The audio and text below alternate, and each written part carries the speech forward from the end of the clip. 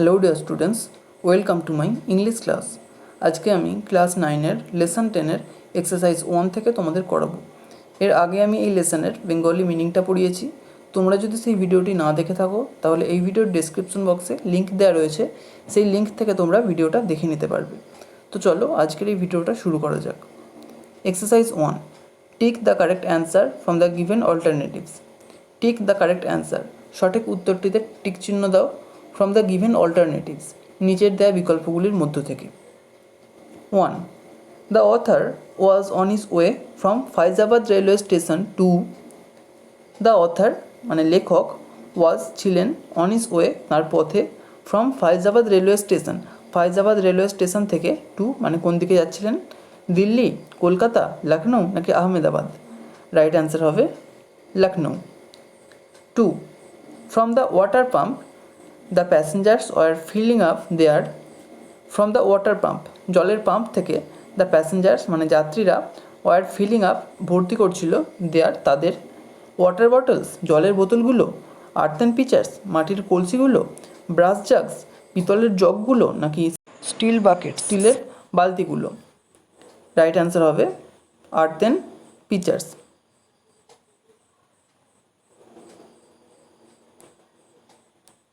3. The gentleman who came up to the author's compartment looked like a.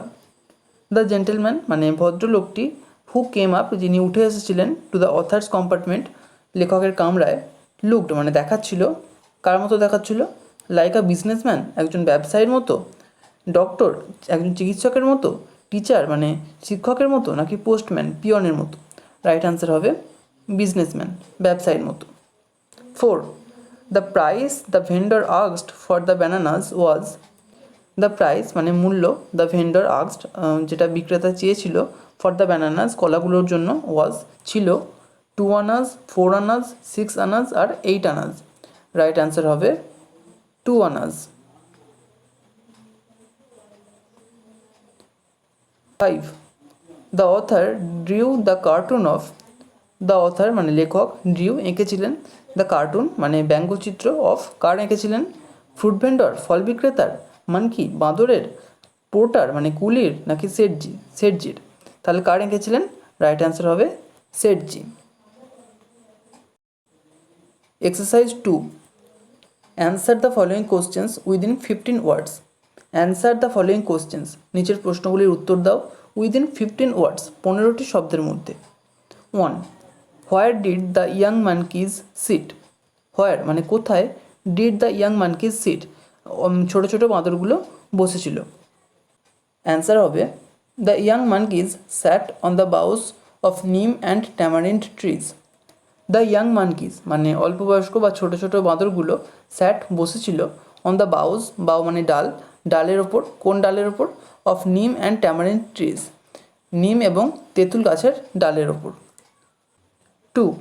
What did the monkey do to the loincloth of the pious person.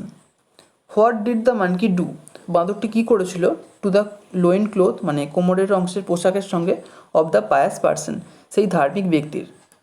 Answer হবে the monkey snatched away the loincloth of the pious person. The monkey মানে বাঁদরটি, snatched away ছিনিয়ে নিয়ে গিয়েছিল, the loin cloth কোমরের অংশের পোশাকটা, of the pious person সেই ধার্মিক ব্যক্তির। 3. What did Sethji's luggage include. Sethji's luggage মানে সেটজির যে মালপত্র ছিল তার মধ্যে কী ইনক্লুড ছিল, মানে তার মধ্যে কী কী ছিল। অ্যান্সার হবে Sethji's luggage included a big steel trunk, several small baskets and a brass jug. Sethji's luggage included মানে সেটজির লাগেজের মধ্যে ছিল, আ বিগ স্টিল ট্রাঙ্ক একটা বড় স্টিলের ট্রাঙ্ক বা তরঙ্গ, সেভারাল স্মল বাস্কেটস বেশ কিছু ছোট ছোট ঝুড়ি, অ্যান্ড আ ব্রাস জাগ এবং একটা পিতলের jug. 4. Why according to the fruit vendor were the monkeys disturbing the passengers. Why মানে কেন, according to the fruit vendor ফল বিক্রেতার মতে, were the monkeys disturbing the passengers বাঁদরগুলো যাত্রীদের বিরক্ত করছিল।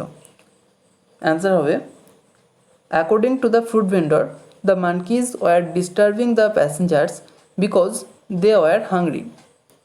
According to the food vendor, ফল বিক্রেতার মতে the monkeys were disturbing the passengers, বাঁদরগুলো যাত্রীদের বিরক্ত করছিল, বিকজ কারণ দে ওয়ার হাংরি, তারা ক্ষুধার্ত ছিল। Exercise 3, answer the following question within 25 words. Answer the following questions, নিচের প্রশ্নগুলির উত্তর দাও উইদিন 25 ওয়ার্ডস, 25টি শব্দের মধ্যে। 1. What was the businessman wearing? What মানে কি, ওয়াজ দ্য বিজনেসম্যান ওয়ারিং, বিজনেসম্যানটি পরিধান করেছিল। অ্যান্সার হবে the businessman was dressed in a white muslin dhoti, a delicate tunic and an embroidered cap on his head. The businessman was dressed মানে ব্যবসায়ীটি সজ্জিত ছিল in a white muslin dhoti, একটা সাদা রঙের মসলিনের ধুতিতে, এ ডেলিকেট টিউনিক একটা বিলাসী ঢিলঢালা পোশাক, অ্যান্ড এমব্রয়ডার্ড ক্যাপ এবং একটা সুতো দিয়ে নকশা করা টুপি ছিল অন হিজ হেড, তার মাথায়। 2. What did the monkey do after accepting the fruit vendor's bargain? What did the monkey do, বাঁদরটা কী করেছিল, আফটার অ্যাকসেপ্টিং মানে গ্রহণ করার পর, দ্য ফ্রুট ভেন্ডর্স বার্গেইন সেই ফল বিক্রেতার দর কষাকষি।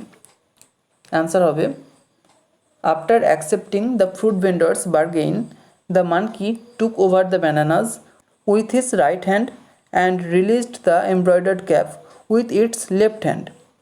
After accepting the fruit vendor's bargain, ফল বিক্রেতার দর কষাকষি গ্রহণ করার পর, দ্য মানকি মানে বাঁদরটা টুক ওভার দ্য ব্যানানাস কলাগুলো নিয়েছিল, উইথ হিজ রাইট হ্যান্ড তার ডান হাত দিয়ে, and released the embroidered cap এবং রিলিজড মানে ছেড়ে দিয়েছিল দ্য এমব্রয়ডার্ড ক্যাপ সুতো দিয়ে নকশা করা টুপিটা, উইথ ইটস লেফট হ্যান্ড তার বাম হাত দিয়ে।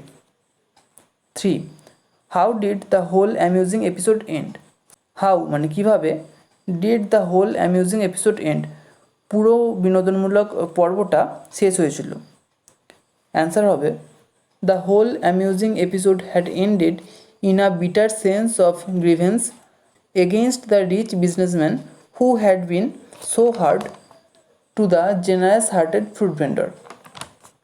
The whole amusing episode had ended, পুরো বিনোদনমূলক পর্বটা শেষ হয়েছিল in a bitter sense of grievance মানে একটা দুঃখজনক একটা তিক্ত একটা অভিজ্ঞতার মধ্য দিয়ে, এগেনস্ট দ্য রিচ বিজনেসম্যান সেই ধনী ব্যবসায়ীর প্রতি, হু হ্যাড বিন যিনি হয়েছিলেন, সো হার্ড মানে খুব কঠোর, to the generous hearted fruit vendor উদার হৃদয়সম্পন্ন ফল বিক্রেতার প্রতি। Exercise 4, fill in the blanks with appropriate articles and prepositions. Fill in the blanks শূন্যস্থানগুলো পূরণ করো with appropriate articles and prepositions, উপযুক্ত আর্টিকেল এবং প্রিপোজিশন দিয়ে। A, dash sun rises in the east. Sun rises in the east মানে সূর্য পূর্ব দিকে ওঠে, তাহলে সানের আগে কী হয় আমরা সবসময় জানি, সান যেহেতু নির্দিষ্ট মানে সূর্য যেহেতু নির্দিষ্ট তাই তার আগে সবসময় দা হয়, তাহলে the sun rises in the east. B, the dog jumped dash the log. The dog jumped মানে কুকুরটি লাফিয়েছিল, ড্যাশ দ্য লগ, লগ মানে কাঠের গুঁড়ি, তাহলে কুকুরটি কাঠের গুঁড়ির ওপর দিয়ে লাফিয়েছিল, the dog jumped over the log. C, I love to watch dash one day match. I love to watch মানে আমি দেখতে ভালোবাসি, ড্যাশ ওয়ান ডে ম্যাচ, তাহলে ওয়ানের আগে কি হয় আমরা জানি, যেহেতু দেখো ওয়ানের ফার্স্ট লেটার ও, এটা ভাওয়েল তাই তার আগে অ্যান হওয়ার কথা, কিন্তু আমরা জানি কি ও যখন ওয়ার মতো উচ্চারিত হয় তখন তার আগে এ বসে, ওয়ান অর্থাৎ ওয়ার মতো উচ্চারিত হচ্ছে সেই কারণে এটা হবে a. I love to watch a one day match. D, dash a pen Tia also has an eraser. A pen মানে একটা কলম, Tia also has an eraser, টিয়ার একটা ইরেজার বা একটা রবারও আছে। পেনের আগে যেহেতু এ আছে তাই তার আগে আবার নতুন করে কোনো আর্টিকেল হবে না এখানে, তাহলে প্রিপোজিশনই হবে। বাংলাটা এরকম হবে, একটা পেন ছাড়াও টিয়ার একটা রবারও আছে, তাহলে বিসাইডস, বিসাইডস মানে ছাড়াও, বিসাইডস আ পেন একটা কলম ছাড়াও, Tia also has an eraser, টিয়ার একটা রবারও আছে। Exercise 5, change the voice of the following sentences. Change the voice বাচ্য পরিবর্তন করো অফ দ্য ফলোয়িং সেন্টেন্সেস নিচের বাক্যগুলোর। A, mister Khan is known to me. Mister Khan is known মানে মিস্টার খান পরিচিত, টু মি আমার কাছে, তাহলে এটা দেখো এটা কিন্তু প্যাসিভ ভয়েসে আছে, কারণ এখানে যে মেন ভার্ব আছে নোন, এটা কিন্তু পাস্ট পার্টিসিপাল ফর্মে আছে, আর তার আগে বি ভার্ব আছে, অর্থাৎ এটা প্যাসিভ ভয়েসে আছে। তাহলে এটাকে আমাদের অ্যাক্টিভ ভয়েসে করতে হবে। অ্যান্সার হবে আই নো মিস্টার খান। এবার এটা কেন হলো, যেহেতু আমরা জানি যে প্যাসিভ ভয়েসে যেটা অবজেক্ট হিসেবে থাকে সেটা অ্যাক্টিভ ভয়েসে সাবজেক্ট থাকে, তাহলে প্যাসিভ ভয়েসে অবজেক্ট কোনটা আছে মি, সেটা অ্যাক্টিভ ভয়েসে সাবজেক্ট হয়ে এলে কী হবে আই, তারপর কি মেন ভার্ব নোন, নোন ভার্বের কোন ফর্মটা হবে, যেহেতু নোনের আগে দেখো বি ভার্ব আছে ইজ, অর্থাৎ নোনের প্রেজেন্ট ফর্ম হবে, তাই নো হয়েছে। তারপর কি সাবজেক্ট হলো ভার্ব হলো, এবার হবে অবজেক্ট। এবার অবজেক্ট কোনটা হবে, প্যাসিভ ভয়েসে যেটা সাবজেক্ট আছে সেটা অ্যাক্টিভ ভয়েসে অবজেক্ট হবে। তাহলে প্যাসিভ ভয়েসে সাবজেক্ট আছে মিস্টার খান, তাহলে আই নো মিস্টার খান, আমি মিস্টার খানকে চিনি বা জানি। B, Trina had composed a poem. Trina had composed মানে ট্রিনা রচনা করেছিল বা লিখেছিল আ পোয়েম, একটা কবিতা। তো এই বাক্যে দেখো সাবজেক্ট বা ট্রিনা ডিরেক্টলি কোনো একটা কাজ করছে, কোনো একটা কাজ সাবজেক্টের দ্বারা হচ্ছে এরকম বোঝাচ্ছে না, অর্থাৎ এটা অ্যাক্টিভ ভয়েস আছে। এবং দেখো মেন ভার্বের আগে কোনো বিভার্ব নেই, অর্থাৎ এটা থেকেও মানে শিওর হতে পারছি যেটা অ্যাক্টিভ ভয়েসই আছে। তাহলে প্যাসিভ ভয়েস করলে কীভাবে করব, অ্যাক্টিভ ভয়েসে যেটা অবজেক্ট আছে সেটা প্যাসিভ ভয়েসে সাবজেক্ট করে নিয়ে যাব। দেখো অ্যাক্টিভ ভয়েসে অবজেক্ট আছে আ পোয়েম, তাহলে এটা হয়ে যাবে প্যাসিভ ভয়েসে সাবজেক্ট আ পোয়েম, তারপর কী হবে হ্যাড যেমন আছে বসে যাবে। তারপর দেখো মেন ভার্ব আছে কম্পোজড, কিন্তু তার আগে বি ভার্ব হবে একটা, যেহেতু হ্যাডের পর বিন হয় তাই বি ভার্বের তৃতীয় রূপ হবে বিন। তারপর কি কম্পোজড, এটাই কম্পোজ ভার্বের পাস্ট পার্টিসিপাল ফর্ম। তারপরে কি অ্যাক্টিভ ভয়েসের সাবজেক্টটা প্যাসিভ ভয়েসে অবজেক্ট হবে, তার আগে বাই বসবে, তাহলে by Trina. C, I will always remember you. আমি সর্বদা তোমাকে মনে রাখবো। দেখো এই বাক্যটাও কিন্তু অ্যাক্টিভ ভয়েসে আছে, কারণ এখানে মেন ভার্বের আগে কোনো বি ভার্ব নেই, আর সাবজেক্ট ডিরেক্টলি কোনো একটা কাজ করছে, তার দ্বারা কোনো কিছু হচ্ছে এরকম বোঝাচ্ছে না। তাহলে এটা উত্তর কীভাবে হবে, এই বাক্যে যেটা অবজেক্ট আছে সেটা সাবজেক্ট হয়ে যাবে প্যাসিভ ভয়েসে, তাহলে এই বাক্যে অবজেক্ট আছে ইউ, সেটা প্যাসিভ ভয়েসে সাবজেক্ট হবে ইউ। তারপর কি উইল যেমন আছে বসে যাবে, অলওয়েজ যেমন আছে সেটাও বসে যাবে। তারপর কী হবে মেন ভার্ব রিমেম্বার, তার আগে বি ভার্ব বসবে, যেহেতু উইলের পর আমরা জানি ভার্বের প্রথম রূপ হয়, তাহলে বি ভার্বের বি রূপটাই বসবে। তারপর কি মেন ভার্বের পাস্ট পার্টিসিপাল ফর্ম রিমেম্বার্ড, তারপর by me. D, they have made him the president of the club. They have made him মানে তারা তাকে করেছে the president of the club, ক্লাবের সভাপতি। তাহলে এখানে সাবজেক্ট ডিরেক্টলি কোনো একটা কাজ করছে, এবং দেখো মেন ভার্বের আগে কোনো বি ভার্বও নেই, তাহলে এটা অ্যাক্টিভ ভয়েসে আছে, এটাকে আমাদের প্যাসিভ ভয়েস করতে হবে। তাহলে এই ভার্বের যেটা অবজেক্ট আছে সেটা সাবজেক্ট করে নিয়ে যেতে হবে প্যাসিভ ভয়েসে। অবজেক্ট কোনটা এই বাক্যে, হিম, তাহলে হিমটা সাবজেক্ট হলে কী হবে হি। তারপর কি দেখো হ্যাভ ভার্ব আছে, হি এর পর আমরা জানি কি হ্যাজ হয়, হ্যাভ হয় না, তাই হ্যাজ হবে। তারপর কি মেন ভার্ব আছে মেড, তারা কি বি ভার্ব হবে, যেহেতু হ্যাজের পর ভার্বের তৃতীয় রূপ হয় তাহলে বিয়ের বিন হবে। তারপর কি মেন ভার্বের তৃতীয় রূপ মেড, তারপর the president of the club, তারপর অ্যাক্টিভ ভয়েসের সাবজেক্টটা প্যাসিভ ভয়েসে অবজেক্ট হবে, অর্থাৎ বাই দেম হয়ে যাবে। Exercise 6, fill in the blanks with appropriate form of the given verbs in brackets. fill in the blanks শূন্যস্থানগুলো পূরণ করো with appropriate form of the given verbs, ভার্বের উপযুক্ত রূপ দিয়ে in brackets, যেগুলো ব্র্যাকেটের মধ্যে রয়েছে। A, they dash dash their puja vacation in the hills. They মানে তারা, দেয়ার পূজা ভেকেশন তাদের পুজোর ছুটি ইন দ্য হিলস পাহাড়ে, ব্র্যাকেটের মধ্যে আছে স্পেন্ড মানে কাটানো। তাহলে বাংলাটা এরকম হবে, তারা তাদের পুজোর ছুটিটা পাহাড়ে কাটিয়েছে, অর্থাৎ তারা তাদের পুজোর ছুটিটা পাহাড়ে কাটিয়ে ফেলেছে কিন্তু তার ফলটা এখনও বর্তমান রয়েছে। এরকম বোঝালে ভার্বের সবসময় প্রেজেন্ট পারফেক্ট টেন্স হয়। আর প্রেজেন্ট পারফেক্ট টেন্সের ভার্বের রূপটা কেমন হয়, সাবজেক্টের পর হ্যাভ অথবা হ্যাজ থাকে আর মেন ভার্বের পাস্ট পার্টিসিপাল ফর্ম হয়। তাহলে দেখো এখানে সাবজেক্ট আছে দে, দে এর সঙ্গে হ্যাজ হয় না হ্যাভ হয়, তাহলে দে হ্যাভ, আর স্পেন্ডের past participle form spend. They have spend their puja vacation in the hills, তারা তাদের পুজোর ছুটিটা পাহাড়ে কাটিয়েছে। B, we dash dash in this city for over 10 years। We মানে আমরা, ইন দিস সিটি এই শহরে, ফর ওভার 10 years 10 বছর ধরে, ব্র্যাকেটের মধ্যে আছে লিভ, লিভ মানে থাকা বা বাস করা। তাহলে আমরা 10 বছর ধরে এই শহরে বাস করছি মানে বর্তমানে বাস করছি, এরকম বোঝালে ভার্বের প্রেজেন্ট কন্টিনিউয়াস টেন্স হয়।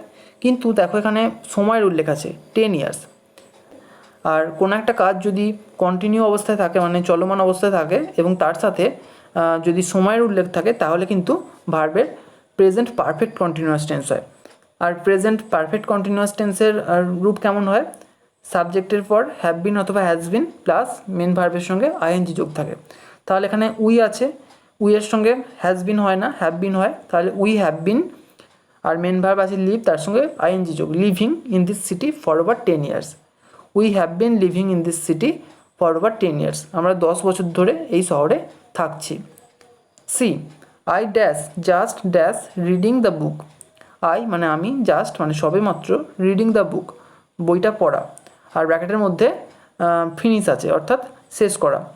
তাহলে জাস্ট আছে মানে সবেমাত্র, তাহলে আমি সবেমাত্র বইটা পড়া শেষ করেছি মানে কাজটা শেষ হয়ে গেছে বর্তমানকালে, কিন্তু তার ফলটা এখনও বর্তমান আছে। তাহলে এইরকম বোঝালে ভার্বের প্রেজেন্ট পারফেক্ট টেন্স হয়, যেটা আমরা এতে করলাম। আর প্রেজেন্ট পারফেক্ট টেন্সের স্ট্রাকচার হলো সাবজেক্টের পর হ্যাভ অথবা হ্যাজ প্লাস মেন ভার্বের তৃতীয় রূপ। তাহলে আই এর সঙ্গে হ্যাভ হয়, আই হ্যাভ জাস্ট, ফিনিশ আছে তাহলে ফিনিশড হবে, ফিনিশড হলো ফিনিশ ভার্বের past participle form. Reading the book, তাহলে I have just finished reading the book, আমি সবেমাত্র বইটা পড়া শেষ করেছি। D, the project dash dash dash by June next year. The project মানে প্রকল্পটি, বাই জুন নেক্সট ইয়ার পরের বছর জুনের মধ্যে, আর ব্র্যাকেটের মধ্যে আছে কমপ্লিট মানে শেষ করা। তাহলে প্রকল্পটি পরের বছর জুনের মধ্যে শেষ হবে অর্থাৎ ফিউচার টেন্স। এক্ষেত্রে সিম্পল ফিউচার বা ফিউচার ইনডিফিনাইট টেন্স হবে। আর ফিউচার ইনডিফিনাইট টেন্সের স্ট্রাকচার হলো সাবজেক্ট, তারপর শ্যাল বা উইল প্লাস ভার্বের প্রথম রূপ হয়। কিন্তু কোনো প্রকল্প তো নিজে নিজে শেষ করতে পারে না, সেটা শেষ হয় অর্থাৎ প্যাসিভ ভয়েস করতে হবে আমাদের এখানে। তাহলে দ্য প্রজেক্ট, তারপর কী হবে উইল, তারপর কি বলেছিলাম মেন ভার্বের প্রথম রূপ অর্থাৎ কমপ্লিট, কিন্তু যেহেতু এটা এখানে প্যাসিভ ভয়েস হবে তাই উইলের পর একটা বি আসবে, উইল বি, আর বি এর পর আমরা কি জানি মেন ভার্বের তৃতীয় রূপ হয়, তাহলে completed. The project will be completed by June next year, প্রকল্পটি পরের বছর জুন মাসের মধ্যে শেষ হবে। Exercise 7, change the mode of narration in the following sentences. Change the mode of narration মানে বর্ণনার পদ্ধতির পরিবর্তন করো ইন দ্য ফলোয়িং সেন্টেন্সেস নিচের বাক্যগুলিতে, মানে ন্যারেশন চেঞ্জ করতে বলা হয়েছে। A, Rahul said alas Brazil has lost the match. Rahul said Rahul বলল, অ্যালাস মানে হায়, Brazil has lost the match Brazil match বা প্রতিযোগিতাটা হেরে গেছে। তাহলে ন্যারেশন চেঞ্জ করার ক্ষেত্রে আমাদের প্রথমেই দেখতে হবে যে রিপোর্টেড স্পিচটা কোন সেন্টেন্সে আছে, সেই অনুযায়ী নিয়মের কিছুটা পরিবর্তন হবে। দেখো এখানে রিপোর্টেড স্পিচ অর্থাৎ যেটা ইনভার্টেড কমার মধ্যে আছে সেটা কিন্তু এক্সক্লামেটরি সেন্টেন্সে আছে, তাহলে সেই অনুযায়ী আমাদের করতে হবে। আর আমাদের সবার প্রথমে রিপোর্টিং স্পিচের কাজটা করতে হবে। রিপোর্টিং স্পিচে কি আছে? রাহুল সেড, কিন্তু দেখো রিপোর্টেড স্পিচে এখানে অ্যালাস আছে অর্থাৎ নিশ্চয়ই কোনো দুঃখজনক ঘটনা ঘটেছে, সেই জন্য বলছে অ্যালাস হায়। তাহলে অ্যালাস আছে বলে রাহুল সেডটা কী হবে? Rahul exclaimed with sorrow. তারপর কী হবে? একটা কনজাংশন দিতে হয়, এক্সক্লামেটরি সেন্টেন্সে দ্যাট কনজাংশন বসে। তারপর কী হবে? সাবজেক্ট, সাবজেক্ট আছে ব্রাজিল, তারপর হ্যাজ আছে ভার্ব অর্থাৎ অক্সিলারি ভার্ব। কিন্তু দেখো রিপোর্টিং স্পিচে ভার্বটা পাস্ট ফর্মে আছে, তাহলে এটাও পাস্ট ফর্ম করতে হবে, হ্যাজটা হ্যাড হবে। তারপর লস্ট যেমন আছে বসে যাবে, কারণ হ্যাডের পর ভার্বের পাস্ট পার্টিসিপেল ফর্ম বসে, আর লস্টের পাস্ট পার্টিসিপেল ফর্ম এটাই। তারপর কি?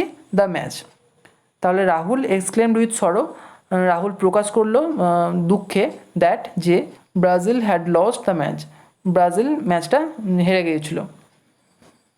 B, let us go for a walk said Shabnam to Chandni. Let us go for a walk, চলো হাঁটতে যাওয়া যাক। সেড শাবনাম টু চাঁদনি, শাবনাম বলেছিল চাঁদনিকে। দেখো রিপোর্টেড স্পিচের সেন্টেন্সটা আছে সেটা কিন্তু ইম্পারেটিভ সেন্টেন্সে আছে। তাহলে শাবনাম সেড টু চাঁদনি, শাবনাম চাঁদনিকে বললো অর্থাৎ সে কিছু একটা প্রপোজ করলো বা কিছু একটা সাজেস্ট করলো, সেই কারণে এটা সেড টুটা হয়ে যাবে প্রপোজড। শাবনাম প্রপোজড চাঁদনি, তারপর কী হবে? দ্যাট কনজাংশন বসবে, যেহেতু ইম্পারেটিভ সেন্টেন্সও দ্যাট কনজাংশন বসে। তারপর সাবজেক্ট, দেখো রিপোর্টেড স্পিচের সাবজেক্ট আছে আস, আস অর্থাৎ শাবনাম অ্যান্ড চাঁদনি, তাহলে আমরা যখন এটা লিখবো সেটা তখন দে হয়ে যাবে, দে। তারপর কি? দেখো লেট আছে, লেটের জন্য একটা শুড আসবে, শুড। তারপর মেন ভার্ব গো, যেহেতু অক্সিলারি ভার্বের পর মেন ভার্বের ফার্স্ট ফর্ম বসে সেই কারণে গোটাই বসে যাবে, ফর আ ওয়াক যেমন আছে বসে যাবে। তাহলে শাবনাম প্রপোজড চাঁদনি, শাবনাম চাঁদনিকে প্রস্তাব দিয়েছিল দ্যাট যে they should go for a walk, তাদের হাঁটতে যাওয়া উচিত। C, good morning madam said the students to the teacher. Good morning madam, সুপ্রভাত ম্যাডাম, সেড দ্য স্টুডেন্টস, ছাত্রছাত্রীরা বলেছিল, টু দ্য টিচার, শিক্ষককে। অ্যান্সার হবে addressing the teacher as madam the students wished her good morning. এখানে দেখো ছাত্রছাত্রীরা তাদের শিক্ষিকাকে madam বলে সম্বোধন করেছে, সেই কারণে অ্যাড্রেসিং দ্য টিচার, শিক্ষিকাকে সম্বোধন করে অ্যাজ ম্যাডাম, ম্যাডাম হিসেবে, দ্য স্টুডেন্টস মানে ছাত্রছাত্রীরা। তারপর কি আছে, সেড টু, সেড টুটা উইশড হয়েছে, কারণ দেখো এখানে ছাত্রছাত্রীরা তাদের ম্যাডামকে কিছু কামনা করছে বা কিছু উইশ করছে, সেই কারণে উইশড হয়েছে। তারপর কি, হার মানে তাকে, গুড মর্নিং, সুপ্রভাত। D, my father said to me do not pluck flowers. My father said to me, আমার বাবা আমাকে বলেছিলেন, ডু নট প্লাক ফ্লাওয়ার্স, ফুল ছিঁড়ো না। বাবা এই কথাটা বলে আমাকে আদেশ করতে পারেন বা উপদেশ দিতে পারেন, তাহলে আমি উপদেশ দেওয়া দিয়ে করেছি। মাই ফাদার সেড টু মি, তাহলে সেড টুটা অ্যাডভাইস হবে, মাই ফাদার অ্যাডভাইসড মি। তারপর কিন্তু দ্যাট কনজাংশন বসবে না, এক্ষেত্রে টু দিয়ে হবে।